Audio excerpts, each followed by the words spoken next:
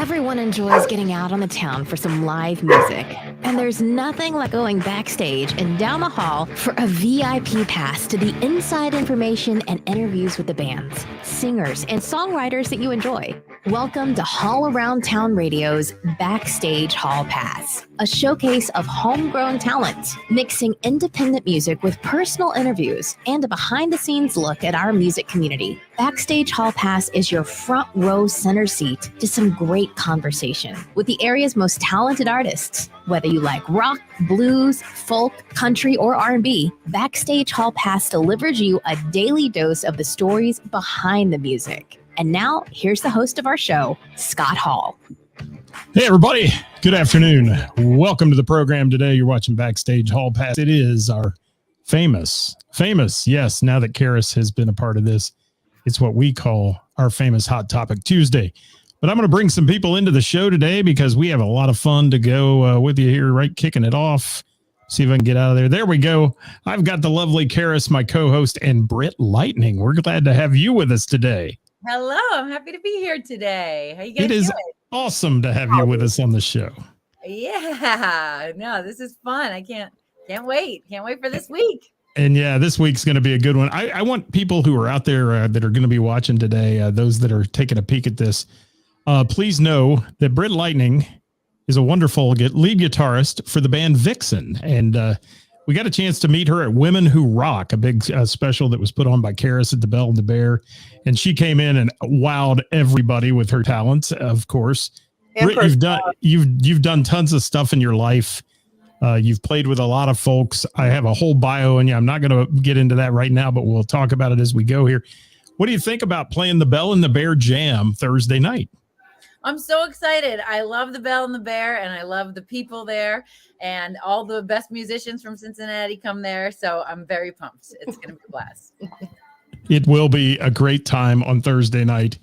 And please make sure you stop by the table and check out whatever sign Ceris puts on it for me. She's notorious for making fun of me. Butthurt about those?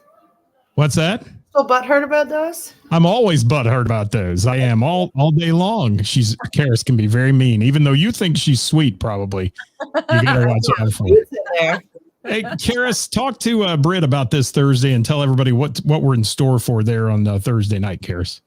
Well, we're in store for an amazing night because we have Britt Lightning to add to our already amazing Thursday night. Her and Kathy have been working on a great song list. We have amazing special guests coming in up to play with her. And it's just going to be a killer time. And it's a good way to start the holiday season, the Christmas month. It was sort of a gift to everybody who continues to support us and a gift to me because I'm kind of obsessed with Britt Lightning. So it works out well. I've kind of noticed that. I know, right? I bought some of your T-shirts, and I was really hoping that they would be here on time, so I could just fangirl you out. Oh my God! Well, that's perfect because I got my Bell and Bear shirt all cut up, all sexy. So I was going to wear that. We'll fangirl about each other. Fashion. That's what we're going to talk about. Good. You can leave. Yeah. See ya. All right, I'll just cut out here, and you guys just go ahead. All right, fashion. We're talking fashion now, but Britt, you have played with a myriad of people, but obviously in the band Vixen, you're out there touring, doing the 80s rock stuff. But I know you've been involved with the Rock and Roll Fantasy Camp really heavy as well. Can you tell them a little bit about that? Yeah, so I'm the musical director for the rock camps, and we just had a really successful, awesome camp in New York City last weekend, right before Thanksgiving. It was great. It's a 4-day thing, and it's all people come from all over the world. I mean, we had people from Finland and Australia this past camp, and we get all musical levels. Everybody's welcome. We place you in bands. You join a band for 4 days, and each band is mentored by a rock star counselor. And I mentor a band. We have Gary Hoey mentors a band. People like Vinny Appice from Black Sabbath, Tony Franklin of The Firm. We just have a great lineup of counselors. And then we prep you to play with your musical heroes. In this case, we had Chuck Leavell of the Rolling Stones come in as a special guest. So you play Stone songs with him. Wow. We had Ace Frehley of Kiss come in, and we had Nels Cline of Wilco, and Simon Kirke of Bad Company. And then you play live at a venue in front of your friends and family, and it's a big night. And in this particular camp, we had we played all of the Sgt. Pepper's album with a live orchestra too. So that was very cool. So yeah, rock camp is really fun. We have a women only camp coming up in Nashville in January. That's our next one, featuring Lizzie Hale of Hailstorm and Winona, and Vicky Peterson of the Bangles, and a bunch of great counselors. So yeah, Amazing. yeah, Amazing stuff. if anybody wants to check it out. Well, what can we look forward to Thursday night? What are you going to do for us Thursday? Because I watched you at Women Who Rock, and man, you killed it. You brought it that day. What are you bringing us Thursday?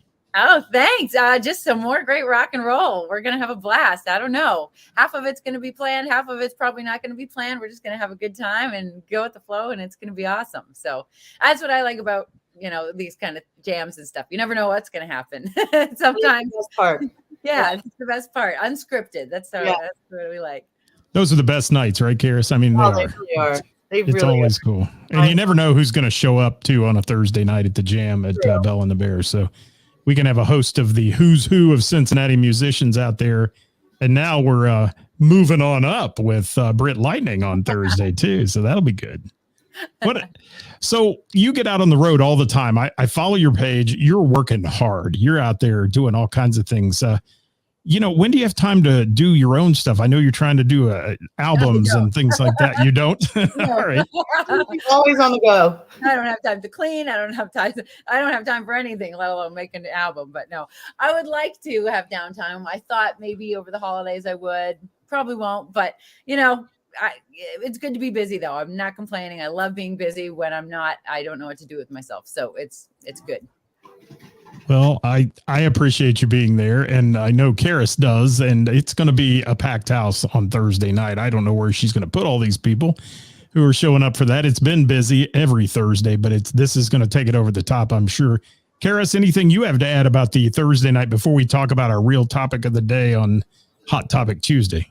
I'm just ridiculously excited that she agreed to come and do this with us, and that it's one of our favorite nights, and it's one of the most meaningful nights because it all started during COVID when nobody was letting musicians play and they were just stuck not doing anything. And we were like, well, I fought for live music to be able to happen in the city, and I was like, might as well utilize it. And it became this great thing. And now we get to share it, and it's just grown. And I get my girl crush to come on stage and play with me. That's pretty cool. You're fangirling big time today, big time. Huge. There's no secret here. There's no secret here. You are. No secret. Well, Britt, I want to tell you, Britt, Ceris is very humble when it comes to her business and the jam and all that. But I will tell you that during the COVID, she saved my business. I know I was ready to kind of throw in the towel on it and say, I just can't make it happen. And by being there and seeing the energy in that room and the musicians and the community that comes together there, it's just a one-of-a-kind magical place. And so happy you're coming down Thursday night.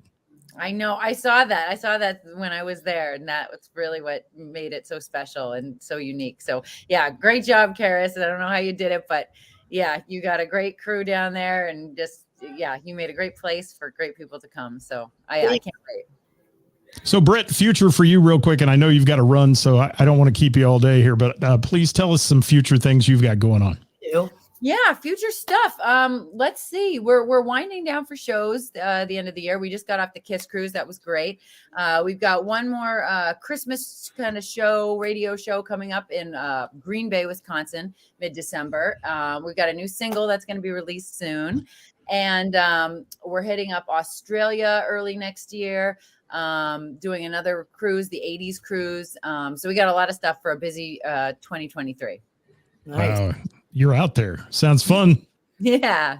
Anything else you want to share before we let you get off here and go back and do your business? And you're going to fly into Cincinnati tomorrow, right? I sure am. Yes. Everybody, please come. It's going to be great. I want to see all of you, meet all of you, have a drink with all of you, and get ready to rock.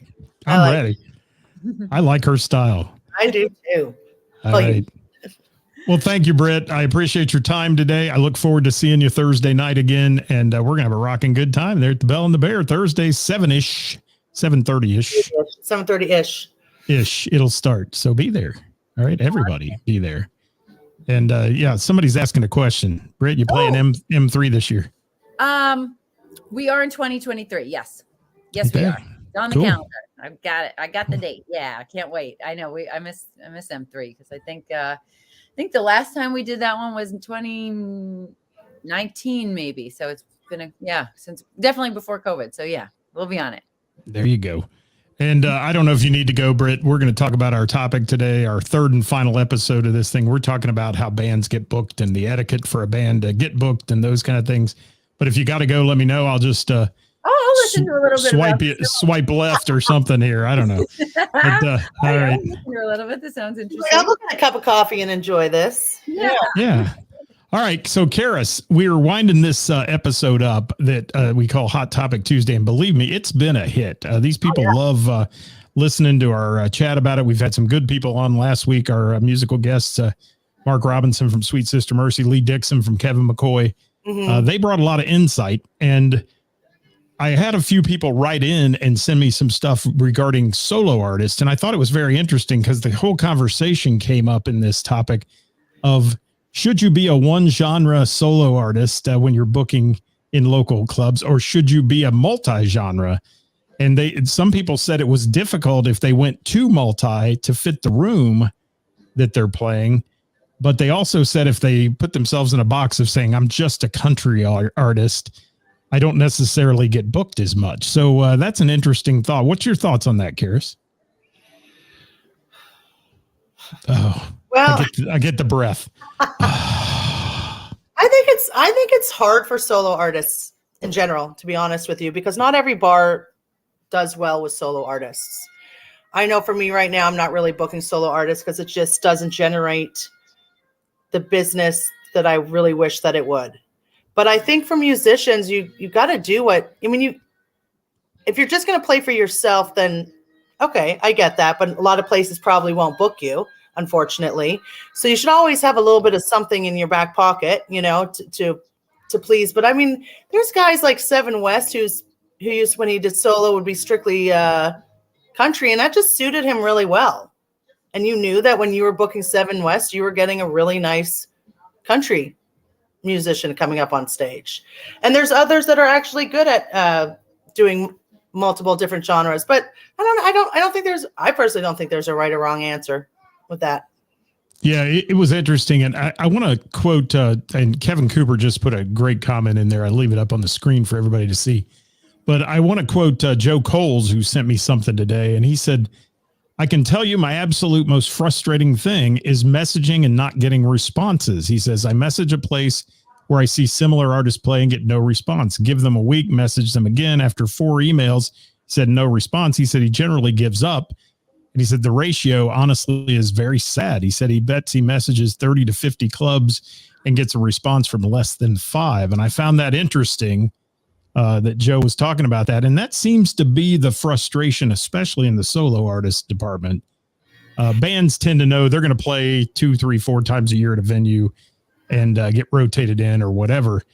But these solo guys, there's a whole lot of them out there, and gals, and they're struggling sometimes to get booked in places. And it seems like it's the same place every single week or every 2 weeks or something like that. And I wonder if that gets old a little bit. I don't know. It's just. And I would probably agree with Joe, because I had to make an automated response message to that when I would get somebody looking to book a band. I say at the bottom, unfortunately, at this time, I am not booking any solo artists. I apologize for any inconvenience, because I probably get. That's probably where most of my messages are coming from, is from solo acoustic artists. And it just wasn't generating enough business for me I just couldn't afford it. I was discussing this with both Heather from Heather's and Springboro and Marcy from Mr. Burroughs, and they both told me, Marcy was telling me sometimes 100+ a week in solo artist requests to get booked. Oh, well, she books a whole year. She books out for a whole year in advance, and then fills the spots when somebody calls and says, hey, we can't do it, or we lost our bass player or whatever, that happens. But right. It's interesting that there's that many people out there and I hate the word competition, vying for the same gig, and that's not a good ratio sometimes. Whereas the live bands, when you got 4 or 5 pieces in the band, we know who they are in the local tri-state, and they all get booked pretty much steady. But what do you do when you're that solo artist? And how do you get noticed by a venue owner, I guess is my question. Britt, you got anything on that? You started out, at one point you weren't a rock star with Vixen. You were out there doing it and pushing hard to get booked. I did. I booked my own band in Boston. Yeah. I found that it was helpful to just, I was like always out networking.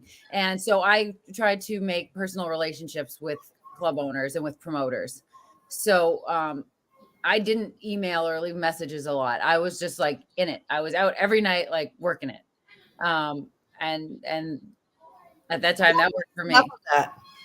What? I don't think there's enough of that, because I agree with that. And I don't think there's enough of that. Everybody relies on Facebook Messenger to get booked, but they don't actually come out and one of my favorite questions to ask the people that continue to email to ask me if they can play there. I said, have you ever been to my bar? That's no, it. I haven't. Go there, support, especially if you're doing a local circuit and you can make it out there. Like you want to love the bar and get to know the bartenders, get to know the people that work there, the sound guy, and show your support, and then they'll probably want to support you in turn. Exactly. But to ask support right away, and you can't, I offer a great jam session. My goodness, take advantage of that, because that's literally like an audition, in my opinion. Like exactly. That's how I booked my 2 solid acoustic acts was from my jam session. Yeah. And I'll tell you, one of my pet peeves is not the jam session at all. My pet peeves are a lot of venue owners get to the point where they're saying, come in one night and play the entire night for exposure. And I hate that term, exposure, because I don't think that's fair to the artist. The musician who comes in, they're given their time. If they come in and play a jam with, 2 or 3 songs, that's fine. And they've showcased their talent a little bit, but to play an entire 3 or 4 hour set and you're saying play for exposure, all you're doing is using them for free entertainment. I would never do that. I wouldn't work for a place that did that. Those are the places you say no to. I mean, you're as a musician, you can say no. And I can guarantee you the people that are asking you to come in for free to play, probably if they're going to book you, they're going to lowball you anyway. So I don't even know if, you would. Well, and you hit it on the head, I think. And Britt, I'm sure you'll agree with this one, is Kara said all these Facebook Messenger when I asked myself that the other day, I said, when did I rely on having to go to Facebook Messenger every day to answer all these people that want to talk to me, when it used to be at least they text message you get it to your phone. And now I'm going to Messenger, and that's the only place people communicate with me. And even musicians and things I'm talking back and forth with, they all want to talk on Messenger. And I don't get where the world changed that way. I don't like that either. I really never check Messenger. So that, for me, because and then if you get more in from a post or something like that, everything gets pushed down. There's no way to find it. Yeah. I'm all about like contacting, like via email, make it official, like, do it the right way. Oh, I know, Mary. I see that. I know how generous you are. It's true. No, I wish everything was I had somebody come to the bar today to he's been to the bar. He asked about getting a date. And I was like, well, this is a nice change. I know he's been here. He's actually trying to have a personal relationship. And I think that's important. I'm more likely to book him than somebody who sends me 20 messages on Messenger and who's never actually been to the bar and is demanding me to support him by giving him a gig, but has yet to support me. I mean, we're not getting money. Somebody has to pay for these gigs, And can't we go back a little bit in time and think of the old days before social media a little bit and say, how did you get a gig then? You went into the venue, you handed them your flyer, your card, your whatever, and you said, hey, I'm a band, we play this. And, I really, other than giving you a cassette tape with our songs on it, can't really show you how we play. So either the venue owner then would go see them play somewhere else and book them, or they'd come in and showcase their talent in the venue. So this social media has hurt us, I think, in the booking department, because it's become an easy out for some venue owners, because they can say, just send it to me on Facebook. And then they've got 1,000 of them to go through, and it's easy to just say, oh, I missed that. Or on the musician side, they can sit back on the couch with a PBR in their hand and their belly hanging out of their shirt and send this stuff, spam it all day long to venues, and venues get tired of seeing the same crap. I mean, they do. Ceris has to order liquor. She has to do all this stuff to make her venue run, you know? I guess the flip side, though, is that you can see right away, you can go to YouTube, you can see how the music is, you can see the followers, you can see what kind of support they have. So that does make it a little easier for that's the positive side of it. And most people that I think post their music and do that, and I'm not talking about the fan video that somebody took in a bar that you can't hear over the person singing off key next to the phone and all that. I'm talking about somebody that actually puts their music on YouTube for the purpose of showcasing their talents is a great positive thing. It's a wonderful thing for the musicians. And then it also provides a link. You can tell people, if you want to see me play, here's a video, you know, I mean, that's the good side of it. It's really a difficult thing. This whole thing we've talked about the last 3 weeks, we've seen a myriad of comments and questions and all that. And, you know, as Joe Cole said, what the hell happened to you, Ceris? As Joe Cole said, he says, I just appreciate you're not a good fit for my place or book full for the next X amount of months. He'd rather hear that, though, than hear nothing back. So what do you think about that? I think I've done that to him, unfortunately. I booked him like 2 years ago. And I don't know, but I think he's reached out to me and I thought I responded to him, but I'd hate that we do that as venue owners or booking. I hate that we don't respond to everybody. I really do. But of course it happens, you know. I know I don't do it on purpose by any means. I also find sometimes Messenger doesn't work for me all the time, but that's not an excuse. I definitely know that I mess up by not responding right away, but it's never done on purpose. Right. I booked Joe before, so I don't, you know. And I'm sorry I'm covering you up, Britt, with this comment because it's a great comment. Johnny Fink sent us, and he said, you know, people ask him, how did you get in the Bell? And he said his answer is, I went into the club, met the owner, gave her CDs, and patronized the business and played a few jams, and now the rest took care of it. So there it is. I think that's the answer. That's the answer we're looking for, actually, on this is you got to do a face-to-face once in a while, don't you think? Absolutely. Yeah. Britt, any other take on this? I mean, you've been around the world. You're booking big gigs now, and you do the booking for the Vixen band, right? I don't now. You do not? I have an agent, but I, you know, my other bands I have. So, no, that's it really. I think just maintaining relationships too, you know, and, you know, when I travel, I like to go and frequent bars and clubs and, you know, places that I used to play, and just keeping up the relationship and, you know, keeping the support going. I think it's just, yeah, it's important. It's all about networking. It's all about, you know, staying relevant and staying, you know, getting FaceTime in every now and then. Well, we've got a couple more minutes. Let's talk about what you just said, because you have an agent. You've gotten to the point where you have to have an agent that does your booking and all that. What point does it come in a band's life to find someone to do that job for you? Where's that breaking or tipping point? And I know it's probably different for each one, but tell me what you think about that. I think when it becomes too overwhelming and, you know, and you have certain requirements, and when there's travel, like we do a lot of fly dates. And so we have a lot of requirements, and it's just, you know, when you can give it to somebody else, sometimes people take you more seriously too. Like actually, when I booked my band in Boston, I had a fake name. I pretended I was the manager. Like, so I had a different email and everything. So like I had an alias, but I was obviously the same person, but I would talk about the band like I wasn't in it. When I started. It's different because I don't enjoy dealing with managers. Oh yeah.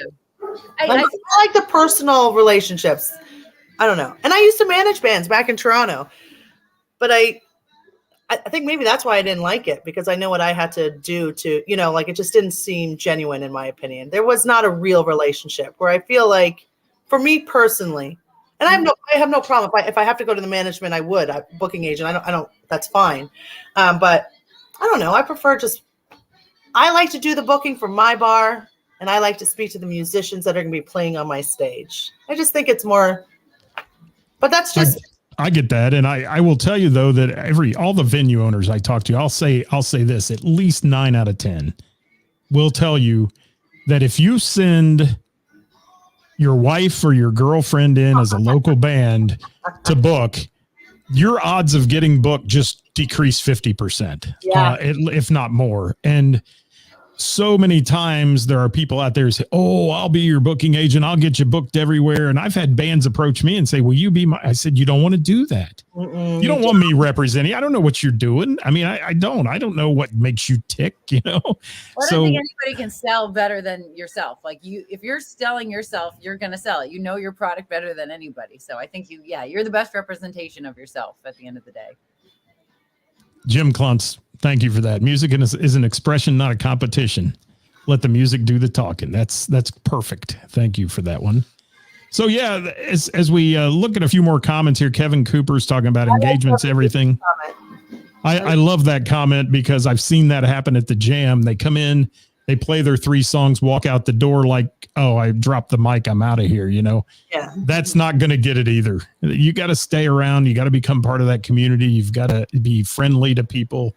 And that's more about it than anything. If you win the crowd over, like at the Bell and the Bear on Jam night, you're halfway there already.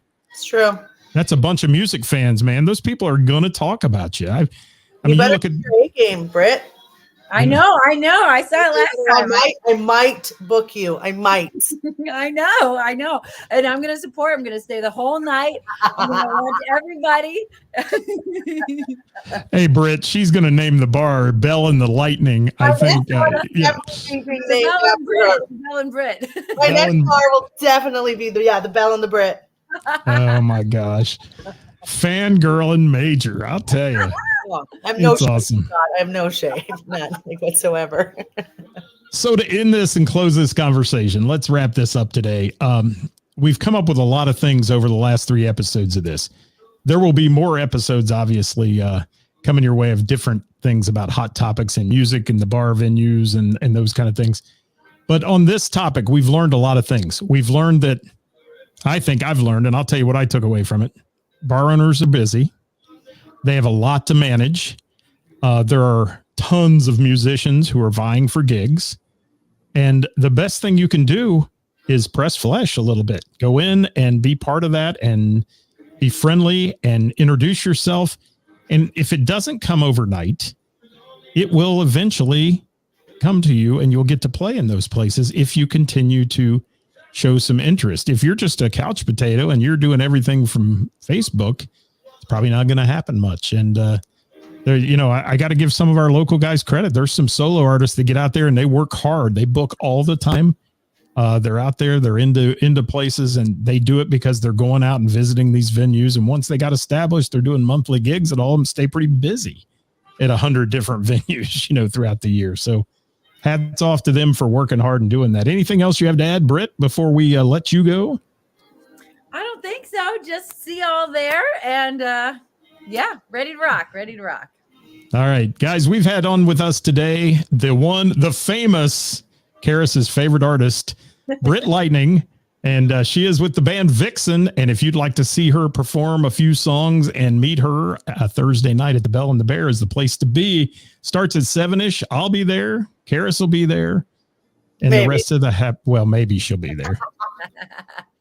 Yeah, if she doesn't decide to do her hair or something. She has a lot of things going on today. Can you tell? It looks good. Looks amazing. Your hair, you got the best hair. Thanks, Boo. All right. I'm going to say thanks to Britt. We're going to let you get out of here. Ceris and I will stay here another minute or two, but thank you so much. All right. See you there. Bye. Thank you, Britt. My girlfriend. All right. She's out. Now, what was that? That's my dog. Oh, okay. Yeah, that's one of the 12,000 dogs I have. Yeah. So, Ceris, let's talk real quick with the folks out there because they're really liking this show we're doing together and the hot topics. We've kind of worn out the topic on band booking, and we're going to come up with some great other ideas, and you and I will be chatting about that here in the near future. Yes. So, anything else you want to leave everybody with now that you're the new host of this show? The new co-host of the show. No, you're the host. To do it. I'm excited to be the co-host. I'm excited to give my opinion because I love to give my opinion. Never. And I think when it comes to booking, I think that there's some bottom lines. If you're trying to get some I'm going to use myself as an example because I am a venue owner, and I'm a venue owner that likes the personal relationships, and I'm a venue owner that does pretty much 90% of what happens in the bar.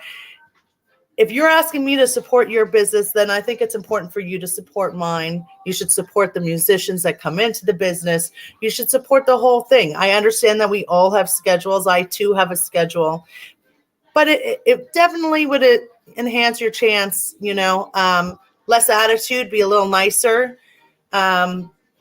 be open to making things work, and, be kind. Just be nice. And be patient, because I guess I am guilty, and of course I am. I'm not responding all the time, but just be patient. If I don't get back to you right away, it's not done on purpose. But I don't know, guys, just, Yeah. I don't know. Well, I want to say I am thrilled to have you as a co-host on this show, and it's going to do some great things. And it was time for a little bit of a Tuesday change for me, and you have injected some life into it, and I appreciate that very much. Oh, I think I need some more light in here, though. I think. Yeah, we're gonna have to get you one of those ring lights or something in there so we can see your pretty face. Well, thank you, Ceris. I appreciate you being with me today. Stay with me here when we go off the air for just a minute, if you will. Okay. Ladies and gentlemen, we will be back tomorrow. I'm working hard on another interview for tomorrow. Hopefully we'll have Wednesday with the band coming your way. I'm not going to tell you who it is, and because I don't want to call them out if they don't show up. So we will have some sort of interview tomorrow. And I know Kathy Laverde is also working on an interview with the Jeff Tate for me, and we're trying to get that in. And that may not come till Friday. We may do a special show on Friday with that one. But Jeff Tate coming into town at the Blue Note on Friday night. And our friend Daniel Laverde, Kathy's son, playing drums for him. We're looking forward to that show out at the Blue Note. So hopefully we can get Jeff Tate from Queensryche on with us. That'll be cool. Yeah. Yeah. There. All right. With Say bye, Ceris. Lightning. All right. Bye. Yes. Thank you all. We'll see you next time. Hot Topic Tuesday, every Tuesday with Scott and Ceris. Join us next week. Same time, same channel. Bye, everybody.